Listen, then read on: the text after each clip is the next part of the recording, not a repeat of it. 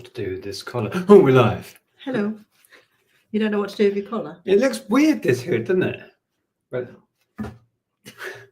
hello. Me and Ellen, not necessarily Nick, but me and Ellen have just been worrying about Jeff because I knew he was fine. He's been like whining, and since I gave him his dinner, he's been whining and he's been pacing and licking the floor excessively. And I thought, we were worrying what was wrong with him. And all of a sudden he went, He just did the biggest belch you've ever heard. The loudest dog belch you've heard. And now he's like, oh, I'm fine now, drinking and pottering about. He had some wind. So that's what's been going on in our clearly eating his dinner too quick. Yeah. Oh dear. Anyway, welcome to this thing we do on a Sunday. We go live every Sunday at 8. Sometimes we have guests on. Sometimes we do a haul if we have it. We haven't done a haul for ages. No, well, we're trying not to buy. Well, I'm trying not to buy. We're trying to avoid buying stuff. But we don't have a guest on. We are going to get back into that, I think, soon. Tomorrow says sound just came on. I thought you were talking about Nick. No. We thought we'd do something we haven't done for a long time, and that's go down memory lane and share some photographs with you. A lot of you may have been here for a while and seen all these already, but we only shared a handful before anyway. So that's what we're going to do. We will say some hellos whilst people are getting notifications and coming in. We are currently at 138, so you are all very welcome. Quickly say some hellos and then we'll crack on. Emma was first in. Thank you for your advice last week to everyone there regarding a buyer's parcel. eBay resolved in my favour. Yay! Excellent. We did think that would be the case, but I'm glad that was resolved. We have Ian, Steve, exciting evening listing books. May not contain whatever floats your boat. Excitement. Is that Steve spends a penny then? It might be. I'm not sure. No, he would be. That would say Steve spends a penny. Oh yeah. No, it's Steve that bought the shoes from us. Is it? I'm not sure. There's so many Steves about. I'll be honest. Anne, you are very welcome. So a few more. Tina, Mark, Deborah. Our Sunday evening fix of Andrea and Nick. Yes, exactly that. So welcome everybody. I'm whizzing down. We've got Treasure Trove. Pete is with us. Mark Peter Ray. Mike. Porky. Hello, Porky. And Jennifer, Helen, Lisa, AC Global, Elaine, Tamara, Mark, C. Blaney, Phil Higginson, Pete, RJ, Jake, Fluffy Muffin, Maggie, Bargain Bucket, and right, your weekly Ross update. Nick and Andrea found the exact same Lilo and Stitch plushes in a Gran Canaria Chinese supermarket that I sent back on Vintage Snipe for being fake. Gran Canaria was great. 23 degrees. Oh yeah, bit jealous, but yeah, I'm glad you had a good time. That sort of country is renowned for its fakes, isn't it? I mean, we've been like to Tenerife and Lanzarote and wandered around. There are shops and shops full of fakes. The worst place was Turkey. Oh yeah, Turkey. Wandering around the markets in Turkey. That was when Dr. Dre Beats was big. Everywhere was selling fake Dr. Dre's Beats stuff. Yeah. Anyway, we digress. Yeah. Right, Laney's with us. Doug and Tony. Flipperly. Oh, that's Flipping Retro. That's Flipping Retro. Tony and Jill, Rebecca. You're zooming now, so I can't. Hello, Sean. Oh, hello, Sean. We saw Sean yesterday. We had a nice meal out with Sean and Andrea, different Andrea. Right, let's get confusing at all that there's two Andreas. A little bit. Chris Glasshammer, there's Tommy. Hello, I was saying to Tommy earlier that he's a natural YouTuber. He's just reached, I think it was 900,000 views or something. Oh wow! No, 9. I don't know. It's a big number on Instagram. One of those congratulations little things that you get sent by TubeBuddy, I think. Good to see you. Right, let's get to the end. There we go. Yeah. So, yes, yeah. we were going to do pictures. You have more than one Andrea, Nick. Well, you don't have more than one No, Andrea, but we know more than one Andrea. Yeah. Exactly. Before we share, well, we're going to share some pictures. For those of you that haven't followed the channel for a long time, Hello, Lainey. You may not know the context. We started our business on eBay. That then grew and outgrew our house. And we then decided to set up a high street shop and move the eBay business to the back of the shop. We'd also just started doing Amazon, sort of Amazon Marketplace. As it was back then, it wasn't called Marketplace, but we were selling on Amazon. We were selling books and media on Amazon. And we decided that we would have a shop and then we could carry on with the internet stuff at the back. Yes. This was 2003. Our daughter Ellen was 2 years old. Well, not even quite 2 years old, more like 18 months when we first started. And we took the plunge into the high street. But before I start pictures of the shop and us renovating the shop, because it was in a state, here's a picture of somebody on our first weekend away together. So before, after. Not too much older than Ellen there.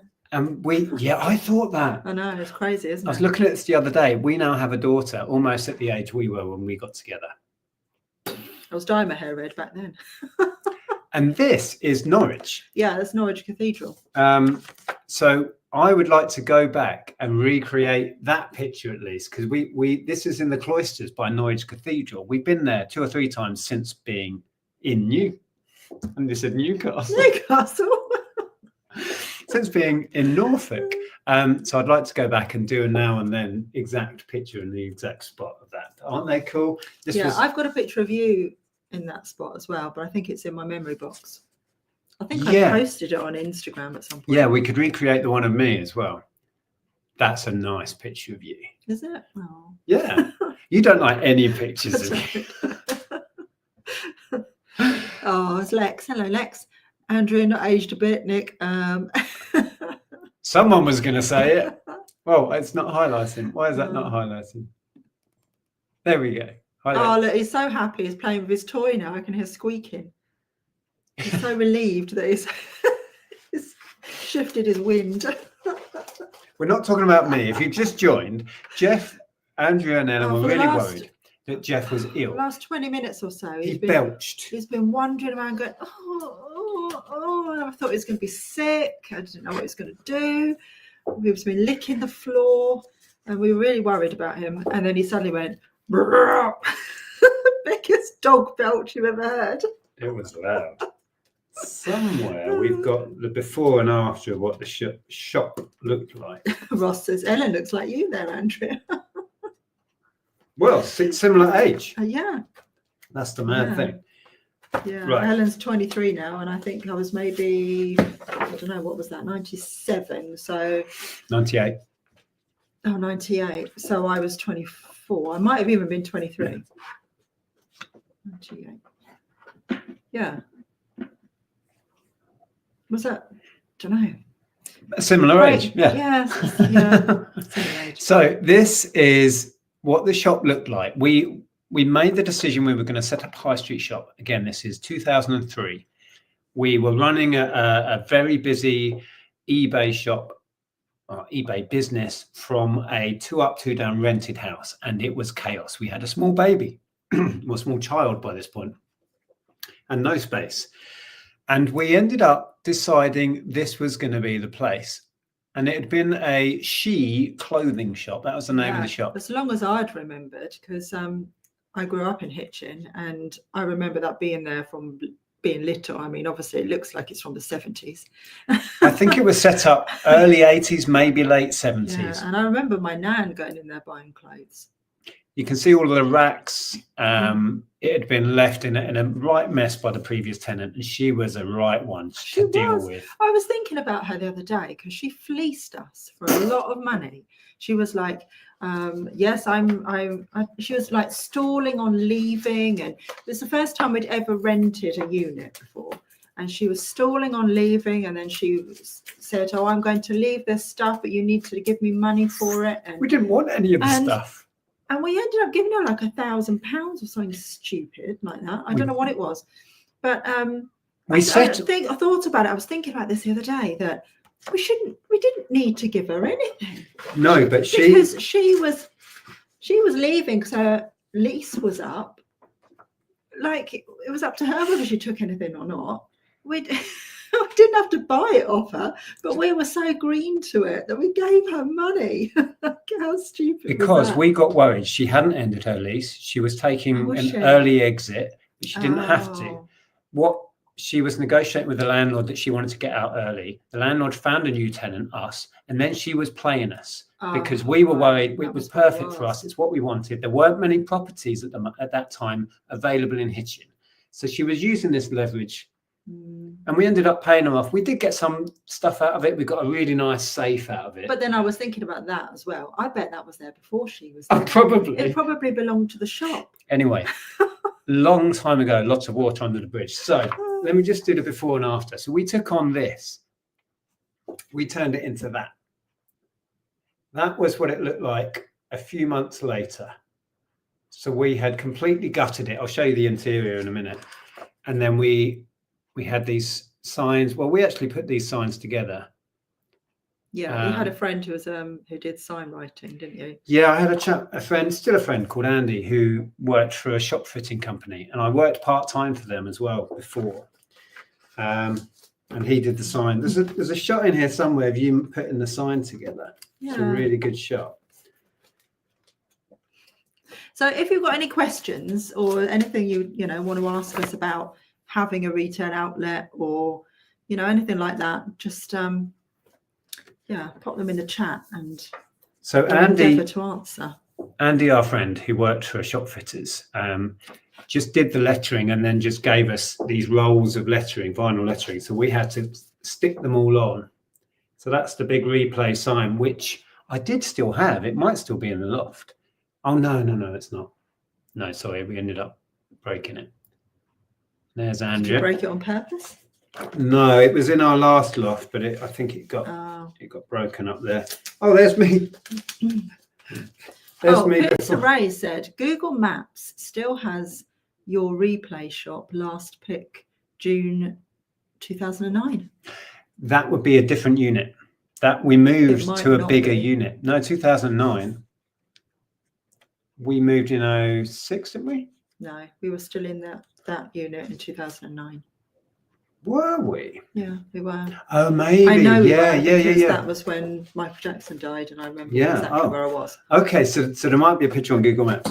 Anyway, so this was. Here we've got a question here. That reseller girl said, "How do you learn the basics of getting a shop lease, etc.?" I mean, we just jumped into it. We had absolutely no idea what we were doing. Nope. we just went for it. We knew we wanted an outlet. Yeah. And we just did it and learned as we went. We found a very small local solicitor who I ended up getting to know, a young guy who worked for him, didn't I? Who was a customer of ours. We found a local solicitor, and he talked us through the steps. It's not that complicated. The main thing I would say, if you're going to get into high street retail, if you're going to take on any sort of lease, is to put in break clauses if they're not already there. Break clauses, let's say you're signing up for 5 years or maybe 10 years. Ask your solicitor to put in, if you can, because the landlord could say no, a break clause, an option to leave after maybe 1 year, 3 year, 5 year, whatever it is. We arranged 2 and 4 year breaks, I think. Because retail is difficult. Retail is tough. Many businesses go under. And if you're tied into a lease, it could cause problems. But if you've got the option to leave at certain points, and most landlords are okay with that. Yeah. Every lease we've had, we've negotiated break clauses with no difficulty. So that's my main advice. And that's paid to our advantage a couple of times. Yeah, we have used them. Tamara says, I know really good traditional sign painters if you need one. We did use a traditional sign painter for another business we had. So these are the really old wooden racks all down one side, and I had great joy in ripping those out. I don't think there's any pictures of me mid transforming the shop. This is what it looked like. It had flowery wallpaper. These were the old changing rooms here with curtains. There was a little kitchen and toilets at the back, and we completely changed it. We put a wall across to separate our office from the shop floor, and then we set about building all of our own racking. Let's see. There's my dad. Yeah. We wrote, my mum and dad are so great. They help us out. That's my dad. After I'd ripped out all of these old displays, that's Dad chopping up the wood before we went and dumped it all. Ross says, did you ever have any strange customers that acted weird? Oh, many. many. Did we? I worked in Tesco Express. I had a guy turn up at 6:25 every Saturday just for a TV guide in the sun. He would shout at us if we didn't have it. Yeah, I mean, there were guys that used to come in regularly. One particular guy came in every Saturday, and he had, I think, autism. And he always did the same thing every time, didn't he? Come to because we had a counter with a what do you call, like a glass top, with all the like games, like Pokemon games and loose console games. Yeah. And he would come straight to it, and every week he would ask you, "Sir, have you had a delivery on your truck yet?" Or something like that, wasn't it? Have you had your Has the truck been with a new delivery? This was second-hand stuff. Yeah. And he would ask to look at pretty much every single game. He looked at them every week, but he wanted to look at every game, so you'd have to pull out every single game for him, and then he'd say thank you very much, and he'd leave. He was absolutely lovely. And it was lovely, but I'm just saying, that was what he did. That was his routine every single Saturday, to come in and do that. He was fine. Sometimes it was awkward on a Saturday. Sometimes if you came in and it was busy, and we were very often, that was our busiest day of the week. If we had a queue of people, we could sometimes have a queue, and I'd have to say to him, I can't remember his name, but I'd say, can you hold on a minute, and I'll carry on this when I've served all these people. Because of his autism, he couldn't understand that he had to wait, so he kept, There was another customer who had autism, and he would shout really loudly. He used to come over with his parents, and his mum would come down, and we got to know her a little bit, and we just accommodated them. We just made them welcome and got to know these people, and it was their ways, and that was a joy, actually, wasn't it, to get to know some of those people. But many strange customers. Anybody who's worked face to face with the public will have stories about people. But we did when we worked at Our Price and Virgin as well. Yeah, Mr. Spin Dizzy. Yeah, we used to have people that would come in, and we had nicknames for them because of what they did. Like, there's a guy that used to come in, and he'd just literally spin around on the spot, didn't he? Just used to spin around on the spot, and we called him Mr. Spin Dizzy. He'd leave. I remember when we were at Virgin, he was still a regular, and he would leave the big doors at Virgin. You'd watch him walking out, and then he'd spin around, and then walk a bit further, and then spin around. He was a lovely guy as well. This is Andrea stripping off the wallpaper and repainting. I'm glad you clarified stripping off the wallpaper. We had to gut it and start again, so we stripped everything out and then repainted, and then I put a whole new floor in, redid all the flooring. That's Flipping Retro wants to know, do we miss having a physical shop? Yes. There are times I do. And I think there are crazy times when I think, it'd be really nice to have like a record shop or something like that. And then I remember that it's a huge tie, and you're doubling the costs of your business because more than doubling. Our overheads were huge. Yeah. And when we had the kids' clothing shop, I mean, we were paying more rates than we were in rent, and that was really crippling us. That's the main thing with from my point of view about high street retail is the costs, the overheads, and go into that with your eyes wide open. Find out what the rates are, the council rates.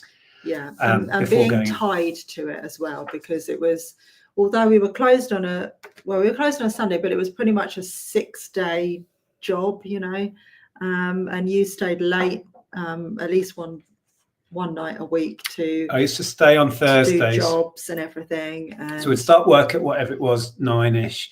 On a Thursday, I would stay quite often till 11 or 12, just catching up with processing stock, with internet orders, with all of that. I needed that full kind of 12, 14-hour day once a week just to catch up. And then I would go out on Saturdays around the boot sales and Sundays around the boot sale. Well, not Saturdays, sorry, Sundays around the boot sales.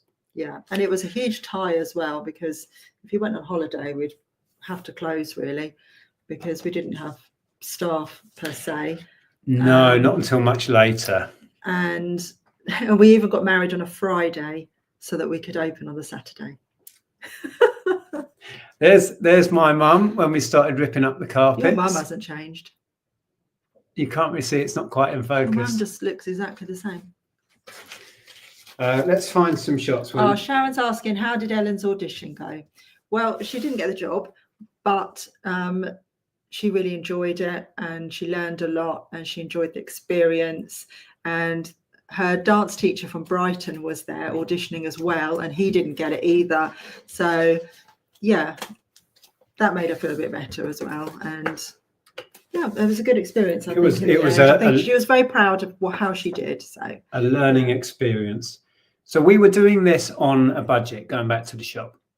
So we bought some secondhand glass counters that were in kind of 1970s beige.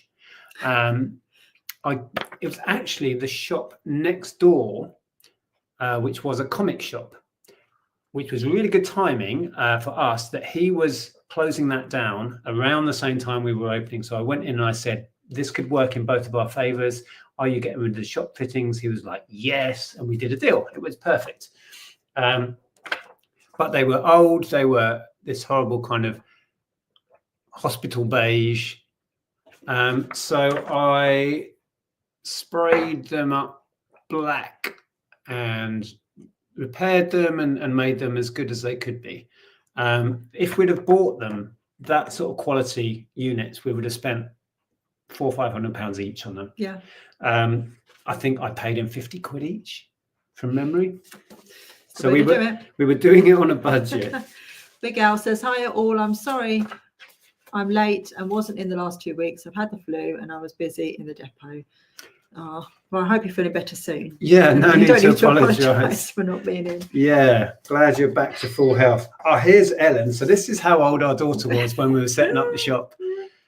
So we picked up a till. Again, the till, the first till was a second-hand till. I think we did end up buying a new one from that place in Letchworth, didn't we? But the first one was... was it new or was it new to us? The second one we had was new. Okay. Oh, no, it wasn't. No, you're right. It was a reconditioned one. They used to buy and sell reconditioned. Anyway, there's Ellen learning the ropes. We were training her up. We were training her up, and she got most of her shop experience and serving customer experience from us. Peter Ray says, does anyone still recognise you from your gaming shop? Yes. Well, not now we're here. Yeah. When we were still living in Hitchin, yes. Yeah, the last time we saw someone was we used to go to a pub quiz, and a guy that we knew as a child coming in from the boys' school every day after school with his friends, so high, was towering above us in the pub with his mum, and they were on another team and they asked us to join them, and we ended up doing the pub quiz with them. And he was an opera singer. Yeah. Professional singer. I remember him, I can't remember his name now, but I remember him just being a Pokemon fan. Yeah. And buying Pokemon cards. So once we had agreed a lease and we got in there, we started to discover, it's like buying a house. The top of the shop was all rotten all along here. So we, out of our own pocket, replaced all of that, put it right. There's the sign, the whole bottom of it. Water had been pooling in there and that was completely rotten. You could just put your hand through it. Thankfully, my uncle was a carpenter and he knows his stuff. And he was able to really help us out. Where's a shot of Steve? Here we are. Steve Blaney says it probably meant the world to him that he was able to come in every week and do the same thing. I think it did. Yeah, we were part of people's lives for that.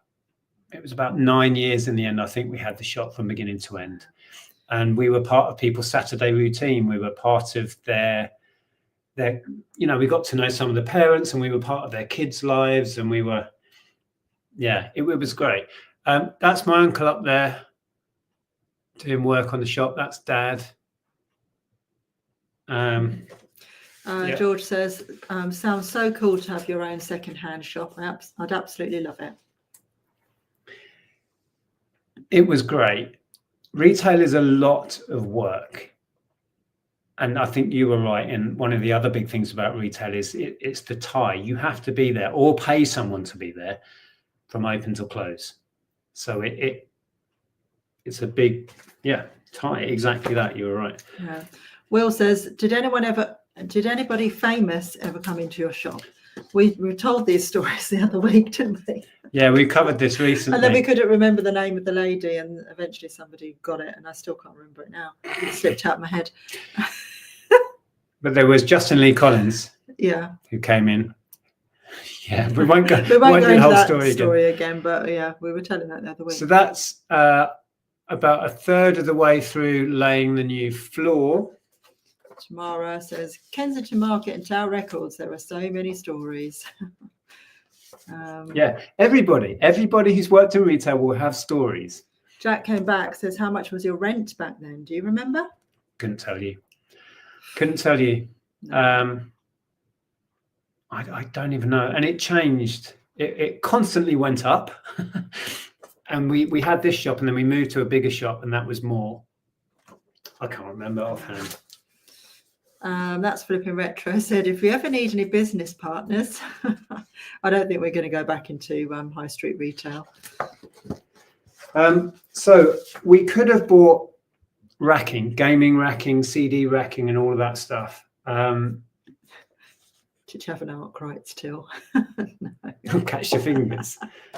But we decided to build most of it from scratch. So that's one of the shots of some of the racking coming together. Yeah, Sharon says about Ellen, experience is everything. We are always learning. All the best for the next audition. There's Dad helping out. Put one of the side panels on. I did. Oh, Jake says, do you remember when the Nintendo Wii came out and there was a massive queue? Yeah. Yeah, totally. It was my birthday, December the 8th, 2006. One of the first really big launches. We fought hard to get accounts with Nintendo because they don't give accounts to anybody. You have to really prove yourself. So we fought really hard to get an independent retailer's account with Nintendo, and we secured that. Not way before that, maybe a year before that. I don't know. That was 2006. Anyway, so yes, we were able to get Nintendo Wii's before launch, but the amount, it was all done on allocations and on your history of spending with Nintendo. So we have very little history of spending. So they allocated us like 10 units or something. It was a pittance. We could have sold 100 probably day one. It's the same with Wii Fits. Our allocation was like 10 again or something. And every other customer, when Wii Fit came out, was coming and going, you got any Wii Fits? No. It was the same with the PlayStation 2 Slim. When that came out, we could have sold thousands, it felt like. And we had accounts with Sony through Centresoft. I think we were allocated something ridiculous like 5 or something. And they'd all sold on pre-order. Everything we were allocated. We were fighting to get more. And they just didn't, everything was allocated. I remember we had a midnight launch for Call of Duty with the first one. We had several midnight launches for COD, yeah. They were fun. David Morse says, I've been working in gaming retail since 96 when I was 16, and I still do it now. Awesome. Yeah. And Heather's in. Hello, Heather. Well, a lovely trip down memory lane. Yeah. We were working in record stores, funnily enough, from 96. I started Christmas 96. You've been there since the summer that year, was it? For our price. And then eventually had our own one. So there's a couple of the units that have been undercoated before they were painted gloss black. You can see the partition wall that we put in across about 2/3 of the way back to give us a back office where the eBay business was going to be. I say going to be because I'll explain. When we launched, the shop just took off. It was what Hitchin needed. And we just didn't have time to really pursue the eBay. We still did a bit. We carried on with it. Mostly it was Amazon. So if we bought a load of CDs or DVDs in, we'd scan it into Amazon. And, you know, if it was worth more on Amazon, we'd just stick it on Amazon. Yeah. So yeah, Amazon worked for us because it was quick and easy. So we were doing merchant fulfilled, as Andrea says. So yeah, sometimes I would do a trade in. Somebody would trade in a stack of 20 games, and I'd say that's 50 quid credit, whatever. And they'd be browsing the store, gathering stuff to trade in. Sometimes I'd already scanned them into Amazon FBA. They'd gone live and sold before the person had left the store. Amazon was that hot for us. I'll show you a shot in a minute of some of the inventory we had. When we moved to the second shop, it had a massive basement, and I'd filled it with overstocks and Amazon stock and eBay stock. It was crazy. There's me glossing some of the racking. My little face. I look like I've not slept for a week, probably because I haven't. Tina says, have you had a cabinet in an antique shop? And if so, how did you go about it? I'm sorry if I'm jumping ahead.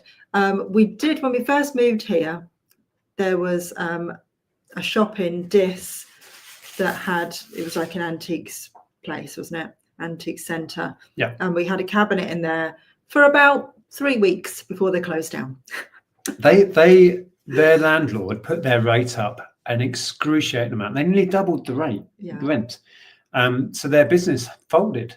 Yeah, so I never got a chance to see whether it really worked for us. No, but I wouldn't rule it out. I'd do it again probably. How do you go about it? Just go into the Emporium, whatever it is, and have a chat. Just say, how does it work? Usually there'll be a waiting list. Yeah, that's our experience, because we've spoken to a couple of other ones. Usually they are fully full. But yeah, just go and speak to the owners and find out. Oh, here's some cute. Do you want some cute baby pictures?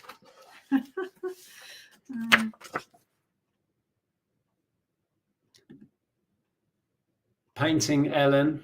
She's not actually painting, by the way. The paintbrush is dry. But she was joining in. She was at the age where she was copying everything we were doing. We were finishing off painting the shop, so we gave her an empty tin of paint to carry around and a paintbrush. And she's now 23. So she'll be mortified that we're showing that on the internet. Tamara says, what made you decide to go back online?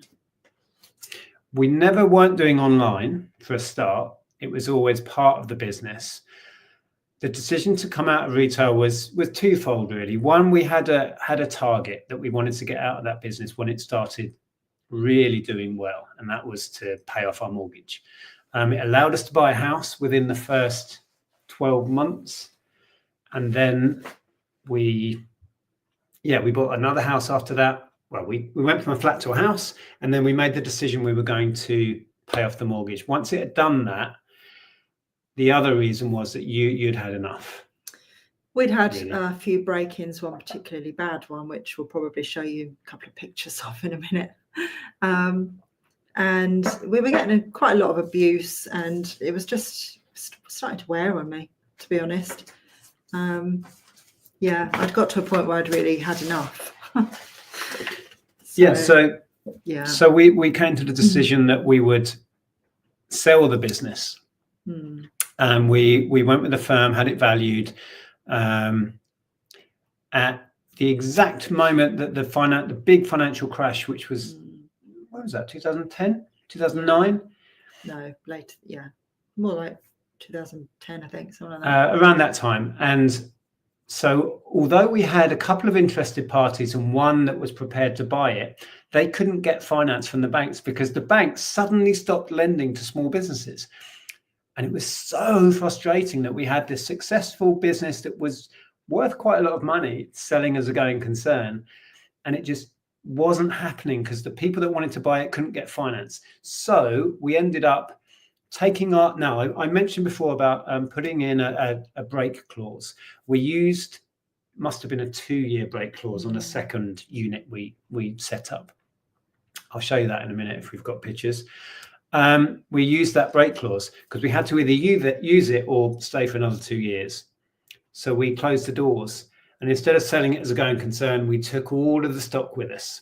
Yeah, sold it out the garage. I filled the garage with stock, and for a year or so, and I loved this, I was just selling games online. Games, CDs, DVDs, the whole lot. Oh, this was... David Moore says, I've served Chesney Hawks. in Virgin, I think I've said this before, that Kim Wilde used to come in quite often. The guy next to me was actually serving Kim Wilde. Afterwards, I was like, oh, that was Kim Wilde. And he was like, what was it? Who's Kim Wilde? Who? What? This was, from day one, we had an account with a distributor for chart music. So from day one, we were doing like the top 20 albums. And this was quite a moment. And I think you were chuffed to bits doing all of this. This was Andrea's first chart CD order turning up. What's that album in your... That is Blue. The album... Is it All Rise? No, that wasn't the name of it. Wasn't it called Guilty? The first album. And was it a second album? Anyway. So our first order of chart CDs. We were predominantly a used place, but we also did new. So people could trade in their used stuff against new CDs, DVDs, and games. But it took us a good year or so before we could get the accounts we wanted with Microsoft, Sony, Nintendo, and all of that. Big Al says, I had shops, I closed them all down due to staffing issues and high rental and rates. And then the council intervention was getting harder. That was our experience with the second shop, Ollie and Molly, with the high rental and rates, particularly rates. That was a killer. Yeah. Yeah. Rates is a bone of contention with every shop owner I got to know, because we wouldn't see the benefit of it. It went centrally, and where did that money go? We were paying so much money into this who knows where. We weren't seeing any of the benefit of it, was how we felt. We were also paying the local council this business for that business regeneration thing. We were paying a lot of money into that, and we didn't feel we were getting any benefit from that. Everybody was on the take. It's called the hitching bid, wasn't it? Yeah. Anyway, there's us. I think this was day one of opening. Yeah. See, I don't look any different. Look at this stuff up here, some vintage Star Wars that I found at a boot sale. I sold them both in the shop. G2587 says, I remember passing the shop after it closed all the time when me and my dad used to get the bus to Stevenage. Wow, the one on the corner. That's probably, I mean, it may have been after we'd closed the second unit. No, actually, probably wasn't, because as an estate agent took on the corner one we've just shown you. Soon after, we were then round the corner and down the road a bit in a bigger unit. The bigger unit, the second unit, is now hairdressers, isn't it? Is it Men at Work? Yes. So that, according to this, is almost a year later, when the shop had really established itself. I'd built a kind of overhead shelf here where I put stuff up the top, like Guitar Hero and other big consoles and stuff up out the way. With added shelving at the back here for trading cards, Magic the Gathering. That's a cool picture. Oh, we used to do cool things, like there's our little badge display. We used to sell badges. We got an account with Pyramid posters. So I had one of those poster racks, and we had all sorts of stuff in there. T-shirts we used to do. It had just really taken off. On the counter, you can see boxes of Pokemon, Yu-Gi-Oh, Magic the Gathering, all sealed boxes from the suppliers.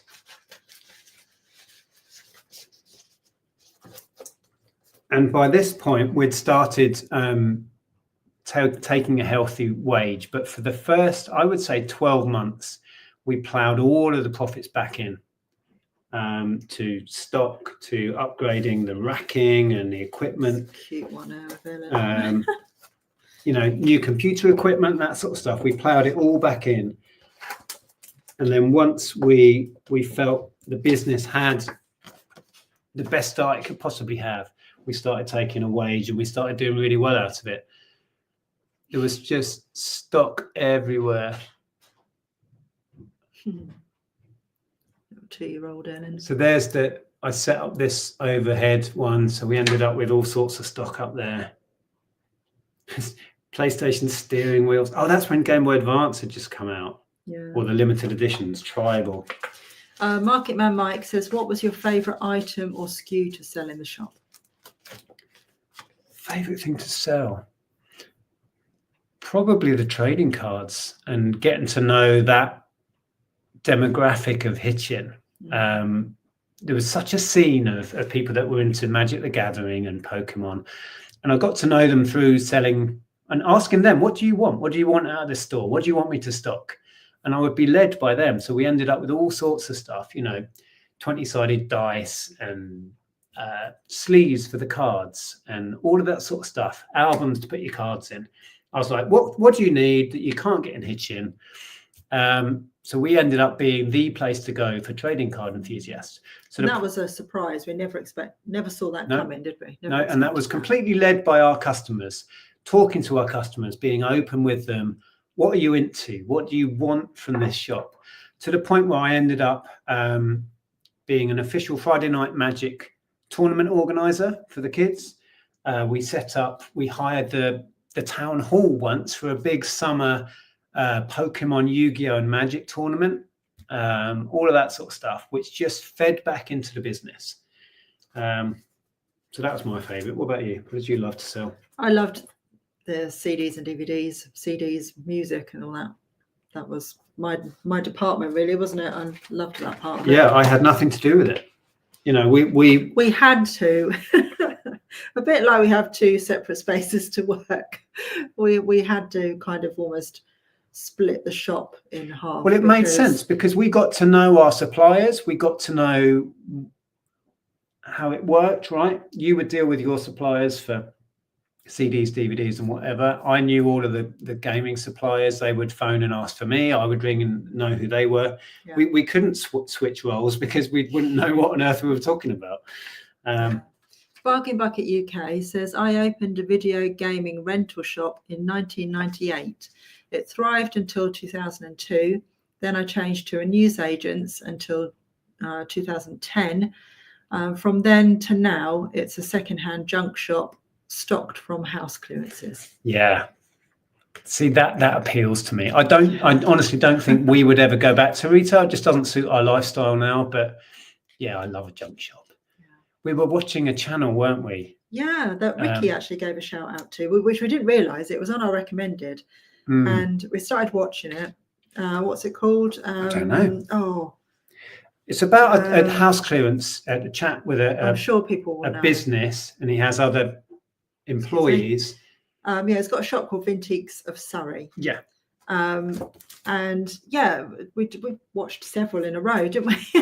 And then he said, "Oh, thank you to Ricky Resells for giving me a shout out." We were like, "Oh, okay." Oh, Ricky. Oh, I see. Yeah, I was watching one this morning. Actually, they were at a boot sale, and somebody did steal his phone, which was he had it set up on a tripod to film, and the guy walked off with it, and they managed to track him down because other people had seen him do it. So they managed to track him down, and it was, they got it back, but it was quite a thing. Was it still filming inside his pocket?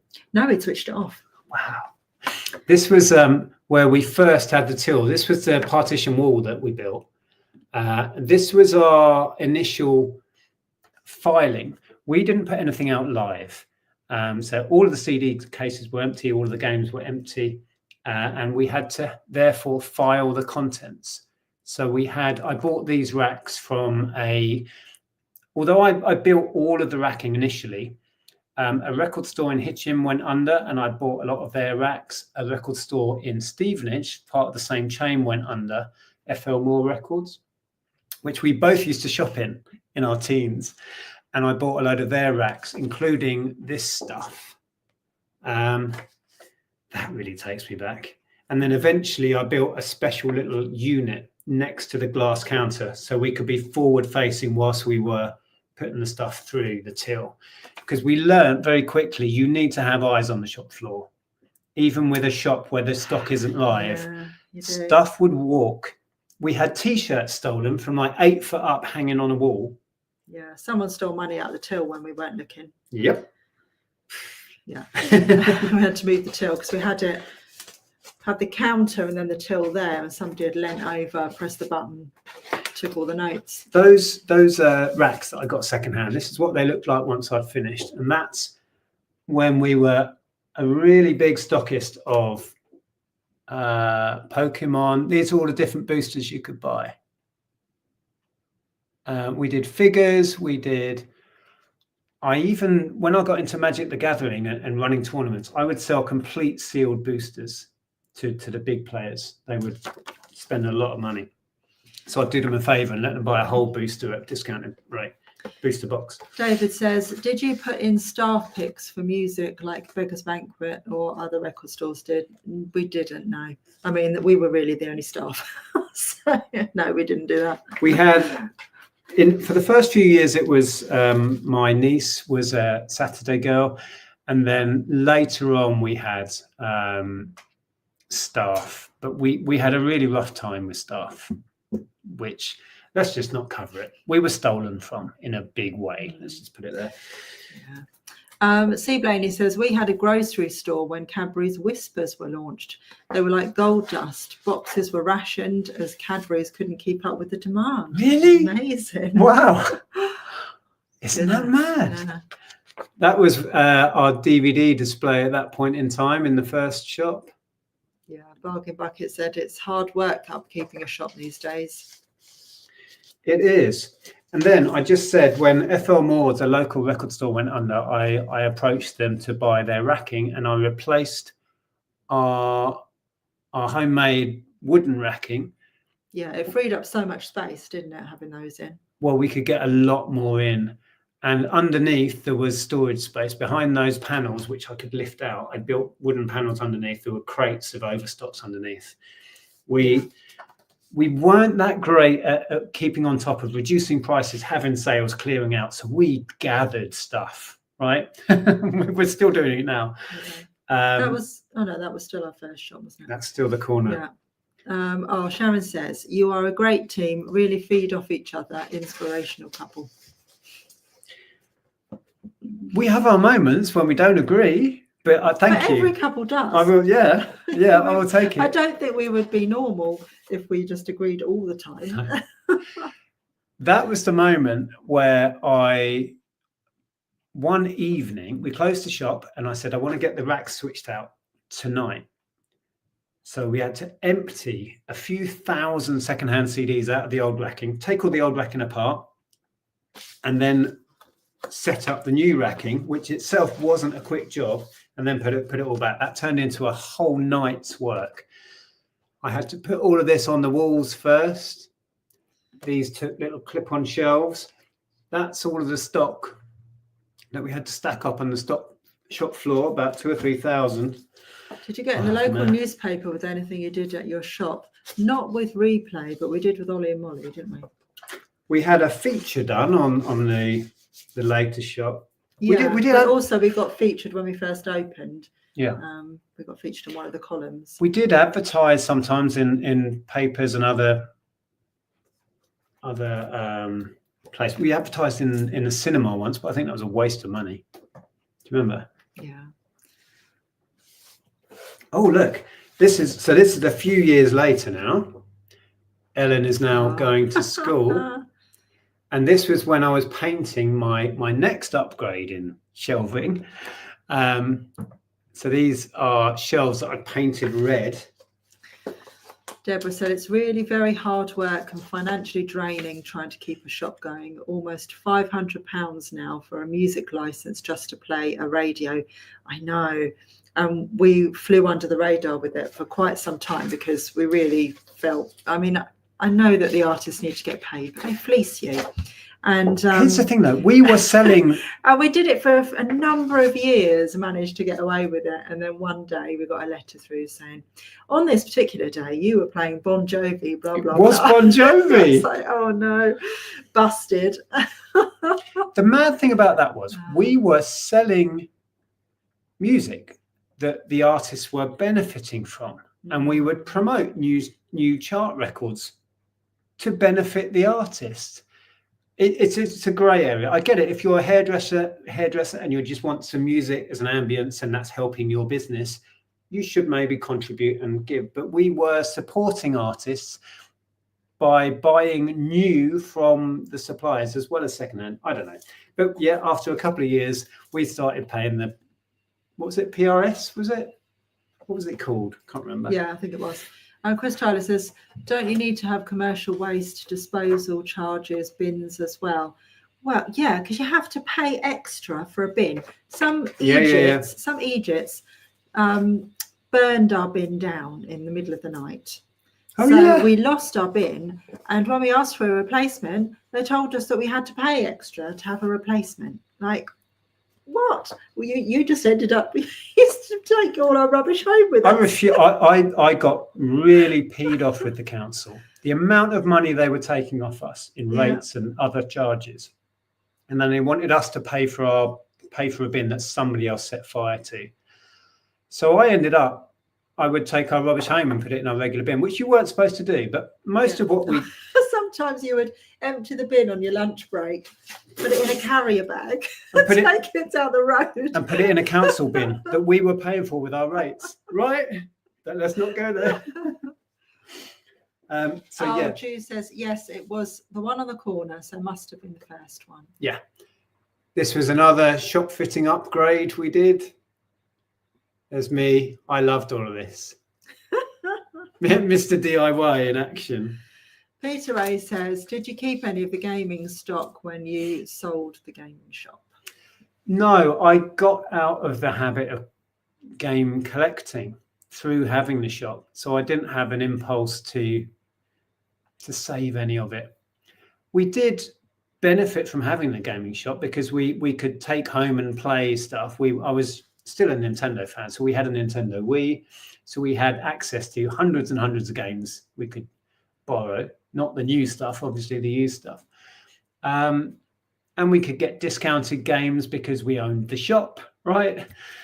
But no, I didn't really collect at that point. I think you might be still wearing T-shirts that we sold in the shop. Yeah, almost certainly. David says, did you ever go to Tower Records in London in Piccadilly Circus? Yeah, all the time. Oh, I remember it like yesterday, that store. Yeah. Right on that corner. I remember being there with you. I don't think you remember this, when the first Pokemon came out and we bought it for your brother. Oh, or vaguely. Maybe it wasn't the first. It was Pokemon Red, I think we bought, red or blue. And at Tower, right there, they had these big Pokemon displays and it was all new and exciting. Yeah.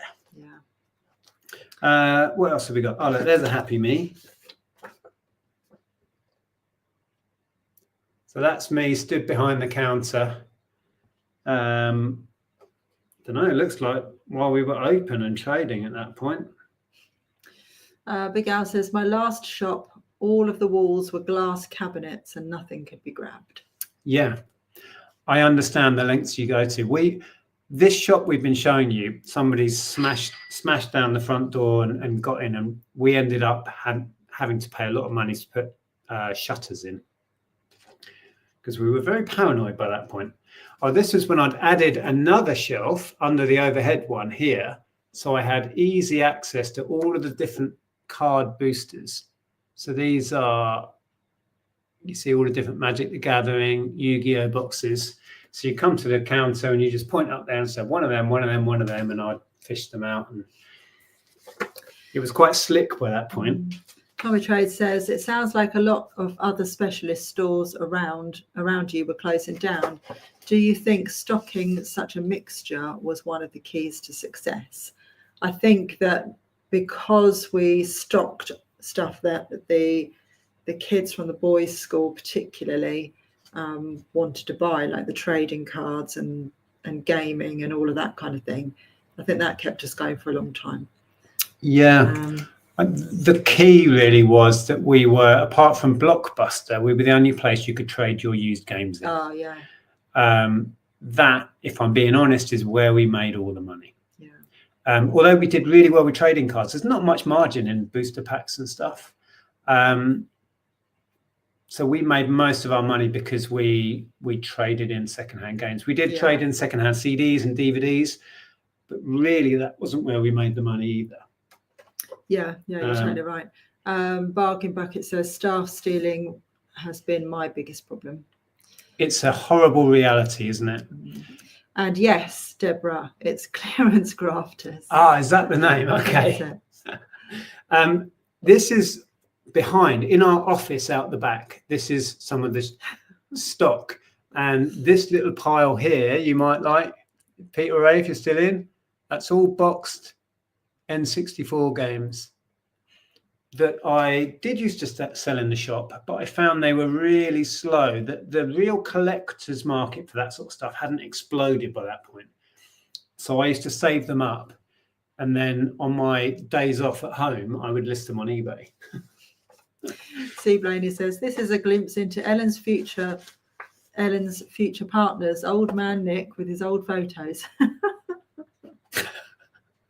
Old man Nick, hang on a minute. Oh, we by this point we had upgraded our cabinets because they just couldn't hold enough stock. So we did buy new by this point because the business was doing really well, and we were reinvesting the profit still. Although we had started taking a healthy wage out of it as well. We had invested in glass cabinets all around this back corner, which you can't really see there. And then we'd invested in 2 of these, I think they were 6-foot long cabinets with 3 glass shelves in. They were great. And they were stacked high with, we had a lot of, some of the retro gaming I did still sell in store. Game Boy and DS stuff was doing really well secondhand. Cartridge only, so they were all in the glass cabinets. Yeah. Big Al said, it's like you're talking the same as me. Staff kept stealing my mobile phones. Wow. Ready Steady Retro says, do you think there are more or less shoplifters back then compared to the online scammers now? Oh, wow. Probably do you think there are more or less shoplifters compared to the online scammers now? Probably a similar amount, but just because it was more spread out, I don't know. We were talking to somebody recently about how rife shoplifting is now because police aren't pursuing them. Police are almost just turning a blind eye to it. So I think traditional shoplifting is worse now, even worse than it was back then. Personally, as in how we're affected, I think we're affected less. Online scamming doesn't affect us a great deal. It happens, but in a year it might be 3 or 4. A suspected very annoying one this week. Oh, we did. £80 worth. But we don't have tracking. Royal Mail didn't scan 2 big parcels. Yeah. And the buyer's going, oh, where are these parcels? I'm like, oh, really? Yeah, but you win some, you lose some. Look, C. Blaney says they do complement each other really well. Oh. This was when we had several attempted break-ins. We had a number of times they smashed the windows and grabbed stuff and ran away. They even came around the back and tried to force the door and smash the windows at the back and grabbed stuff from that storage area I showed you. But the big one where they managed to knock the entire door down, they came in and this was annoying. These cabinets were fairly new. We'd spent a lot of money on these cabinets. We'd had them a few months. Burglars broke in and smashed every single cabinet. Yeah. Because we had new consoles on display, as you would. You'd have a DS and you'd show it, or you'd have the new, what was new then was like all the different, like the Zelda Game Boy Advance and stuff. We'd have them out on display. So they just smashed the glass and stole the lot. They got into the back office, and we had shelves of all the sealed games out the back. So if you bought up an empty case of the new Call of Duty, we would have a stack of them out the back. Right here, have a sealed one. Yeah. They got in the back and they took all of that, every single last game. There's a retro cabinet. They didn't bother. See, these days, N64. Oh yes, please. Back then, they smashed the glass, but they didn't want a GameCube. What was I selling a GameCube for back then? Oh, so annoyingly with these old photos, you can't zoom in. I think it's 20 quid. I think it might be 20 quid or 25. I got to a point with GameCubes, stopped taking them. We had a pile of them. I'm like, I can't sell them. How times have changed. Yeah. So I've got lots of pictures of smashed cabinets. There's a good one, or a bad one. It was pretty awful. There was glass everywhere, wasn't there? It was just, yeah. It was soul destroying. Is the word for it. The glass went. And did you show them what they left us as a gift? Oh, they left one of their weapons of choice, which was a concrete slab. Can't get it out. Yeah. That was sat there in a basket. This was a little bargain bucket of games, and they went, "Oh, I'm done with this concrete slab now. Yeah. Happy Christmas." And they did eventually get the person, but not for that. Not for doing that. They got him for something else, and he admitted to doing that as well. Yeah, I think what happens, he was convicted for something, so he admitted to a whole string of offences, so they were all taken into account with that one sentencing. And our burglary was one that, he admitted to. Catherine says, I single-handedly ran my shop 7 days a week for 12 years. I was so ill, I didn't know how ill I'd got until I couldn't breathe. Pleurisy takes your breath away. Working for yourself can take a toll. Wow, 7 days a week for 12 years. That's too much, isn't it? That's crazy. Yeah. The stress will do that to you. And going back to why we quit, that was part of it. Although I loved it with a passion. Yeah. I was stressed. Yeah. I was overworked. Once you've got that space, you start to remember all the good stuff, and you start to think, oh, I miss that. I miss the good stuff. Yeah. But when the bad stuff starts to take a toll on you, it's time to make a change. Yeah. And again, once we achieved what we thought was a crazy goal at the beginning, to pay off our house in Hitchin, pay the mortgage. Once we achieved that, we kind of then, I suppose, got to the point of, why are we working so hard? We did take steps to maybe try and train up a manager or put systems in place so we could keep the store. But by that point, we'd been burnt by staff so much, we just didn't trust anyone. Yeah. That was as simple as that. We didn't trust anybody to run our business. So it ended up closing. This is an interesting one. This was a chart wall when PlayStation 2, so still relatively early days, PlayStation 2 was still the big format. So we've got, and there's a big standee for Battlefront. I think that's when Battlefront came out. Maybe Battlefront, not sure. So look, Call of Duty. Look at that. World at War. SmackDown. Oh, it was that Star Wars game. What was that one? Can't remember. Lego Batman, that new in the chart. There's a Crash game. Guitar Hero. Guitar Hero is huge for us. We had to shop whilst Guitar Hero was reigning supreme, and we would get so much of that stuff in. Yeah. Look at these. And the good stuff was that we could take stuff home like Guitar Hero and a Wii and stuff, and we could play that with our friends and hang out with our friends with it. And, we were into it. Our really good friends back then, Simon and Ruth, were. Simon was an absolute gaming addict. I mean, hi Simon. That's how we met Simon, because when we were setting up the shop, he poked his head in one day and introduced himself, and he just lived in the flat above. Yeah. And we became good friends.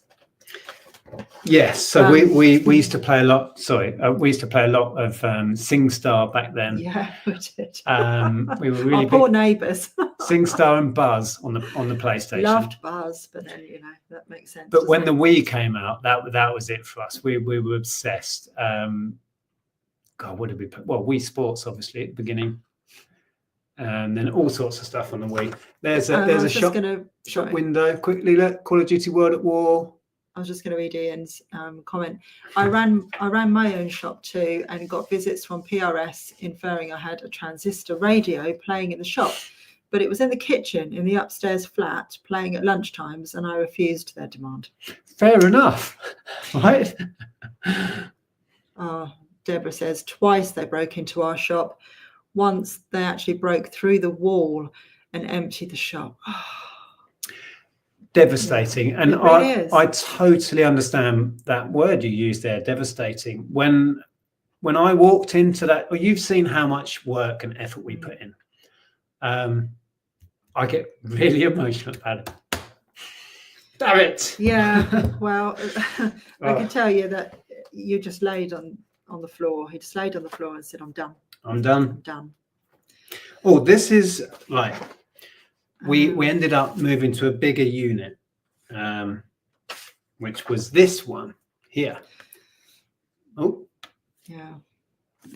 Stu, just read Stu's thing. Not advocating violence, but I've always thought a manicure with a lump hammer would stop most shoplifters from trying anything again. And it just reminded me that when that person broke in, apparently one of the people in the shop and one of the people who lived over the shop across the road saw them, and they came out with a ceremonial sword and chased them off. I remember somebody telling us this story. They came out with a sword and chased them down the road with it. That can't have been the burglars. They must have been in for ages. It was something like was that. Was it the time when they smashed the front? I think that was the time they smashed the front. Was it the boys? Yeah, one of the boys, there were two boys, stupid boys. And one of them punched his hand through the window to grab the games in the rack, not realizing they're all empty, of course.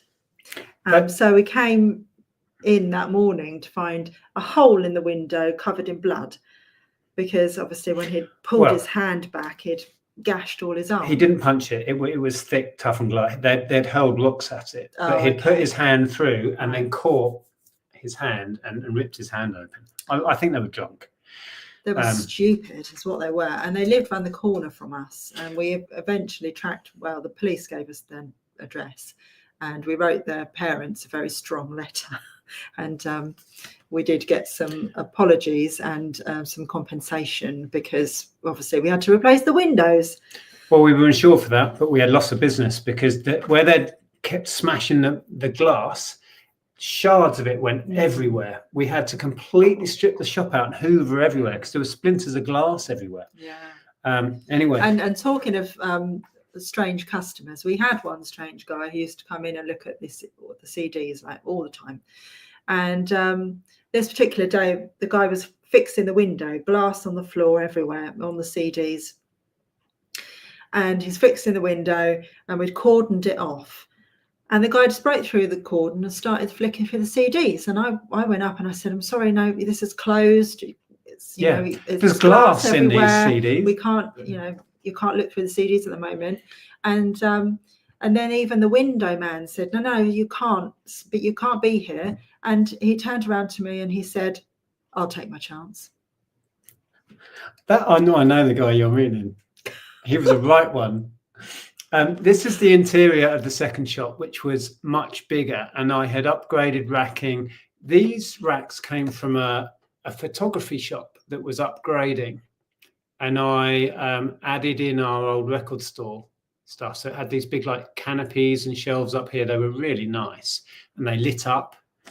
So that was that. Also, by this point, I think it was 2009, Woolworths closed. So, of course, I went and bought a load of Woolworths racking. Yeah. So we ended up with... And Simon, our friend, helped you carry them down the road. Yeah. So we ended up with Woolworths of Hitchens DVD chart wall in our shop. There might be some pictures of that. Here we go. There's Simon. Simon, if you ever watch this back, I apologise. That's my mate Simon. So this would have been probably about 11 o'clock at night. We might have been to the pub first. Putting up, judging by Simon's face, it looked like putting up our new chart wall that I got from Woolworths for like 100 quid a lot or something or other. Got to be done. James says, did your insurance pay out for all the stolen stock and damages? It must be soul destroying after pouring your life into setting everything up. What a load of scumbags. We were insured. I can't remember. There were problems because we didn't have shutters and we didn't have an alarm. So I can't remember if we were covered for theft. I'm laughing because when we went to get our insurance to begin with, we got it from a local insurance company in Hitchin, and it was the office above a shop. It was in Letchworth. Oh, it was in Letchworth. It was an office above a shop. And anyway, we went up and this lady behind a counter went and chatted to her and gave her all our details. We need, shop insurance, and told her all about it. And then she said, do you have any gorillas in your windows? Well, she was on the phone to insurers, like she was acting as an agent, and she was listening. Oh, okay. And she said, they're asking, have you got any gorillas? Do you have any gorillas in your window? And we were like, how is this relevant? And then she went back. Apparently they wouldn't insure us because we didn't have any gorillas in our windows. And we couldn't have any gorillas in our windows because it was a listed run of shops, and the landlord wouldn't allow us to have that sort of thing in the shop.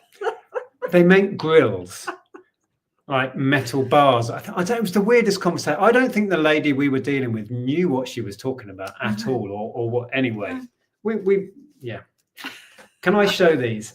When we moved to the bigger premises, I was just showing you. One of the reasons I really wanted it was we'd run out of storage space in the original shop. The back office was quite small. There was no basement. So when we moved, we gained a basement, which 2 huge rooms. It was the same size as the shop. So that there was, I don't know if that's overstocks or that was my Amazon stock at the time. I think it's a bit of both. So that's probably a mixture of overstocks from the shop floor and my Amazon stock at that time. I wasn't really doing eBay. We didn't have time at that point, but I was doing Amazon in a big way. And there's another shot of behind that wall, I think it was, of listed stock or overstocks. Just in the basement, we probably had 5,000 units of stock. It was out of control. But at this point in time, we were making a lot of money, so it was productive and it was doing really well. But we were also, as you were alluding to, exhausted and shattered and very cynical because we've been broken into and had. Yeah. So Big Al says, I just cannot believe you guys had the exact same issues with me on the exact same life journey with the exact same results, and we are exactly doing the same stuff historically. It's amazing. Chris says, what a fantastic live tonight. Awesome. Oh, thank you. C. Blaney says, I love that you took all these photos. Great to be able to look back at the stuff and all the memories. Oh, it's so important. And I implore people to take pictures. Take pictures of mundane stuff. Take pictures of your workplace. Take pictures of everything, because it was advice I was giving to a friend who had a child not long ago. I was like, take as many pictures as you can, because this moment will be fleeting. Jay says, really enjoying tonight's live. Thanks, guys. Big Al says, you guys are reminding me why I will never do retail ever again. Well, yeah, we kind of got to that point eventually. I think Jason Donovan, the voice of Buzz. Yes, yeah. That comes up in quiz questions. That's a good. Tommy says, what's your biggest highlight from the time of having the physical store? Biggest highlight. We had some really lovely customers too. We've touched a lot on the negative, but we had some really lovely customers, and we got to know some really lovely families. Yeah. That used to come in with their kids every weekend, and Yeah, and also what we were talking about, making friends with Simon and Ruth and having our games nights, and all those are really good memories of that time. Yeah, I think there's a couple for me. I remember one specific Call of Duty Midnight launch, which was our biggest ever. I couldn't tell you. I think it was Modern Warfare 2. Did Simon help you out with that as well? No, it was a couple of people that I used to play cards with. Oh yeah, I knew somebody was there. So we went out to the pub with a couple of guys I used to play cards with, and had a few drinks before midnight, went to the shop, opened up, we had a queue of people and piles of Call of Duty. And it was just such a fun night. The other favorite memory I have is because we were working for Wizards of the Coast and organizing Friday Night Magic, we were invited to this fancy country house somewhere in the middle of nowhere for a whole weekend where Wizards of the Coast and all other big companies would show us. Was it just Wizards? I can't remember. But these big companies would show us and present their new stock and what's coming next year. And basically we had a weekend away on the account of some big businesses to play games and socialize with other retailers and get loads of free stuff.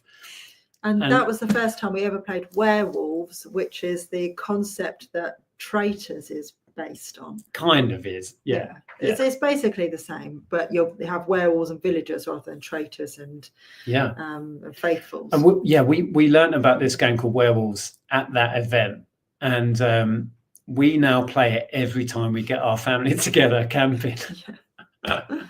Yeah, but that would be my highlight. That was such a crazy fun weekend. Lainey says, I remember you talking about the balloons setting your alarm off. Oh yeah, we ended up going all out on security. You only get broken into once before you buy an alarm system and shutters, and we bought an alarm system which connected to the police. So to the alarm control place, who would notify you and notify the police, and it was all on sensors. So we had a load of balloons for whatever, maybe it was a game launch or something. And you know how when helium balloons leak and then they leak too much, so they move and they come down. Set the alarm off. There goes the alarm. 3 o'clock in the morning. Hello, Mr. Hills. We've got an alarm triggered at your shop. Oh, seriously? Derek says, have you ever come across games or CDs at boot sales with their shop stickers on? More so in charity shops. Yeah. Yeah, back then, quite often. Now we haven't for a while. My sister sent me a picture a while ago. She found might have been a CD somewhere with one of our stickers on. Maybe it's one that she'd given to Darren, her husband. I'd definitely be up for a SingStar challenge. We don't have that anymore. We don't have any games consoles anymore, do we? Ellen has the Switch, but I don't game anymore, really. No. Funny thing about the stickers was I went to a lot of trouble with a local firm to have our own stickers designed and made with our logo on, that we would write in Sharpie the price, and they were great. And I specifically, every time we reordered, got to be peelable. Bugbear of mine with media when I buy a CD, if you can't peel the sticker off, I'm fuming. So peelable. One time we ordered, 10,000 stickers was maybe our average order, and they did it on non-peelable. We didn't know they were exactly the same. So sometimes we would find them in the wild and the stickers would still be on because you couldn't get them off. They were just stuck solid, super glued. Tommy says, that's awesome. I know it's got its stresses, but you guys wouldn't have got up every day to do it for 9 years if it wasn't full of great times too. Exactly. And, we can always trust Tommy to come up with the positive in something. So thank you for reminding us of it's that. like anything. Nothing is easy. But the fact that we still look back fondly at all the pictures, the setting up of it was really exciting both times. When we moved, it was exciting, and so many things. And going back to the question of highlights, finishing the first shot. So it looked, let me show you that picture again. We were beyond so proud of this Yeah. when we first set up. And because the shop looked awful. It was right in a really lovely prominent corner in Hitchin, and it looked like a pig's ear, didn't it? And when we turned it into this glistening place that we were super proud of, and we did all this sign writing in the windows, thanks to Andy, our friend. Yeah, that moment itself, standing back and taking this very picture and going, holy cow, we did that. Yeah, that was quite a moment. I was just thinking, I think Big Al said he was going to try and get to the meetup, so we'll be able to sit and share a beer and talk about all of this. There's some people, lots of laughing about the gorillas. It was just hilarious. Sean said, agree with everyone in the chat. A fascinating look at your previous life. And Andrea, Ellen, now is your double. The poor Ellen. We're 20 past 9. Yeah. 20 past 9. Yeah, so Lee put here, hope to see you both at the Patriot meetup. I don't know if that was a typo. In London next month. If you mean the eBay one, we won't be at the eBay one, but we are doing our own meetup in Hitchin on the 22nd of February. So there's a whole load of meetups being talked about. We're probably not going to make any apart from the one we're arranging in Hitchin. We've got a lot going on as ever, but never say never. If we can make any of the other ones, we will, but we don't have any plans to at the minute. Oh, I've left 3 out. I don't know where they're going to go. Right, so I've got to the end of the chat. So we're half an hour over our normal time. So let's put some quick words of wisdom in, and then we'll let you guys get on with your evenings.